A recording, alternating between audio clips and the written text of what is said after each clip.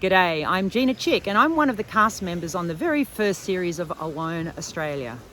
Every week I'm putting up a YouTube. Every week I'm putting up a YouTube of a recap of the day of the fucking, oh my God. G'day. Look, there's music in the background and everything. Look, this is just going to be raw and real. So, okay, I'm going to go with it.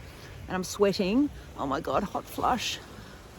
Menopause, let me tell you, I'm through it, but goodness, it gets a bit warm in here. Okay. I'm not allowed to say okay, but okay. G'day, I'm Gina and I'm Gina Chick and I'm one of the cast members on the very first series of Alone Australia. Please send in your questions. There's of course things I can't answer, but what I can answer, I will try to. And yeah, you can find me at GG Amazonia on social media and Gina Chick on YouTube, obviously, because you're watching this. You'll notice that I'm really crumply because I'm living out of a suitcase. The off-grid shack that I live in has no power, not even battery power, and I need power to charge things like this phone so I can make these videos. So I'm living out of a suitcase in beautiful Jervis Bay, which is in the background here. So it's a pretty nice way to live. All right, moving right along. I put out a call on my social media saying, all right, send me in your questions and I'll answer what I can without giving stuff away. So before we get going, I'd like to talk about bananas. When we were at boot camp, of course, we were absolutely full of questions. We had questions about everything. And Rima, the executive producer, had a code word, a safe word. So basically, if any of us was straying into territory where we weren't allowed to know that answer just yet, she would call out bananas. I'm bringing in bananas. Thank you, Rima. So if you ask a question and I can't answer it yet because it's a spoiler, then I'm just going to say bananas. Let's hear from Darren. Did you do the T-shirt trick straight off the bat? This is episode 1. Did you do the T-shirt trick, fire trick straight off the bat? No, I did not. I tried to make fire with natural tinder and everything was so wet. You have no idea how wet that country is. You can practically take a stick and wring it out and water will come out. So being able to get dry tinder, especially on the first day, in my sight, there just wasn't any. I found it, definitely a challenge, and I went to the T-shirt trick because in a survival situation, conservation of energy is the most important thing, and I was wasting energy trying to get fire with natural tinder, so I used the T-shirt trick. Okay, thank you, Darren. Bradley. Was the mud really that bad? Yes, Bradley. Yes, it was. This one from Kristen. Chris showed a different side with his net talk about his PTSD struggles. Seeing an Aussie man articulating mental health struggles on TV will help so many people. What mental prep did you do in lead up? Time in solitude? What else? For me, I think mental prep has come over the last 30 years of my life. Actually, I've been actively processing my emotions and finding resilience through, in a conscious way, but also in the way that I have dealt with the things that have happened to me in my life. So I've got a pretty good mental attitude most of the time. I don't tend to think about what's coming up and I don't tend to dwell on what's happened. So I just have this ability to be with what's happening right now. And I think that just takes a lot of the suffering out of these situations. I don't stress about anything that I can't change. Like if I can't change it, well, I just have to be with it.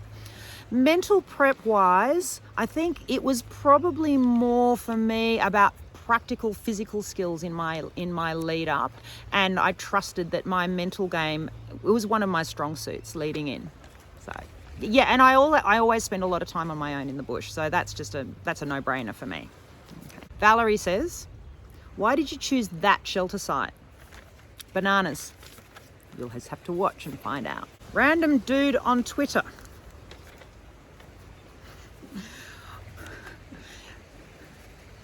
Why is she so fake with all that lip filler?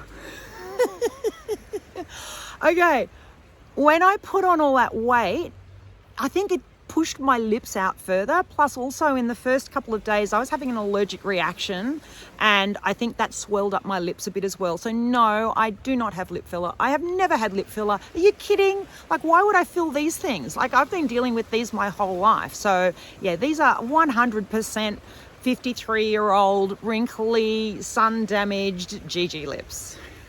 Oh, I also want to thank whoever it was who went totally to bat for me on Twitter with the lip filler conversation. There was some chick who I don't know if I know or not, but whoever you are, thank you so much for defending me on that one. And yes, you're right. I have always had this funny shaped mouth. While some of us understand the power of a possum skin coat made in sacred ceremony that has gathered power after thousands of years and calls in support and blessing of the ancestors, and the prayers and intentions and alignment with intelligence of all life, yeah, I've had many people ask why Gina didn't take a sleeping bag. Can you explain? I'm going to be going more into the possum coat and the sleeping bag relationship later. So there's a little bit of bananas in that, but I will say this. I loathe plastic. I cannot abide the idea of sleeping in plastic. So for me going in, I really wanted to have, I wanted to give myself the best possible chance to really feel at home, and having a possum skin coat instead of a sleeping bag was part of that. Yes, it was a choice, but I had a lot of confidence in my ability to be able to make a shelter that was warm enough so that that wouldn't be a choice that tapped me out. And it was definitely on my mind that it could have been the biggest mistake of my life. So let's just see how that all plays out. Thanks, Louise. How did you put on weight, says Scott. Was it easier for you than Mike? Did everyone put on weight? Yeah, I put on weight with the advice of a nutritionist, amazing woman. We did some epigenetics testing to see what my hormone levels were, when was a good time for me to eat, when was a good time for me to fast. And in the beginning, I did things like eating like mounds of sweet potato, like covered in butter, but I wasn't putting it on fast enough. So by the end, I was actually throwing whole lolly bags down my head. I do not recommend that, but I needed to put on weight fast. And so it was a combination for me of doing what was recommended in a healthy way and maybe one of those do what I say, not what I do things. Did everyone put on weight? I think most of us did. I think Dwayne lost 3 kilos from stress going in.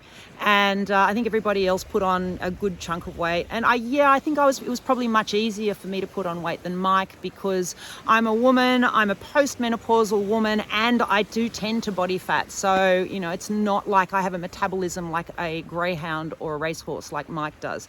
So he probably had a much harder time than me.